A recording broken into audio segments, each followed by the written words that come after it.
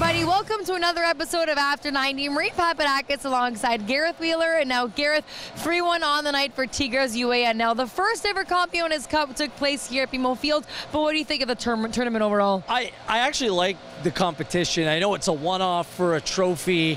And I know the big debate and what the conversation has been afterwards is when's the right timing to hold this? And I think the answer is there's never a good time. Start of the year, it's the CONCACAF Champions League, the Canadian Championship comes after that. And look, if Toronto FC was sitting in a playoff spot right now, I don't think anyone would have been complaining about the night. It's just the predicament that they find themselves in makes it that much more difficult. But what I like seeing is Toronto FC go 1-on-1 against the best of the best. And taking on Tigres, the best team in Mexico, I think you saw some real quality on the pitch from both sides. Look, you have a World Cup goalkeeper, a World Cup center back, strikers that have scored in European Championships and World Cups before. Look, Tigres has so much talent in their team, and I like how they went mano-a-mano, toe-to-toe against Toronto FC on the night.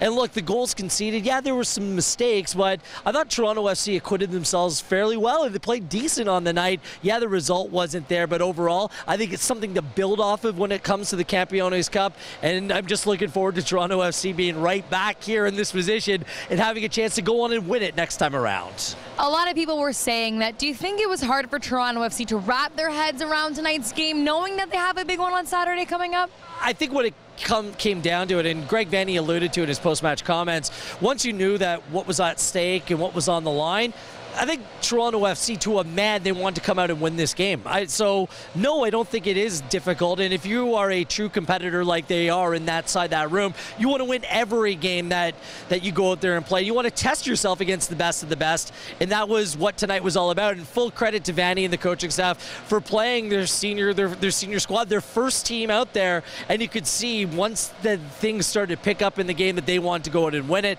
Unfortunately, the scoreline went against them. But really, it was just another opportunity to win another trophy, which would have been their 5th in just 15 months. So I think it's something to build off of. And like I said, I think TFC acquitted themselves fine on the night. For more, let's hear from the team. You know, they understand that the importance of what's in front of them. We knew coming into this week, you know, our priorities, but we decided that if we're going to play this game, that we need to play this game the right way. But we also understood that we have a very important match on Saturday that is going to go probably a long way in determining what our future is in the league. So we're very much aware of that and took that into consideration as well. I think it has huge potential. You know, I think when you look around the world, you know, these Super Cup type games are great things. Yes, a challenge, but this is just one of those things where it's an opportunity to win a trophy, and that's what every team wants to be a part of. And we were fortunate enough to have the opportunity, and we just let it slip a little today. This loss has to be put to the side. We have a big game on Saturday away against a hard team. But like I said, we've been in very, very hard situations before.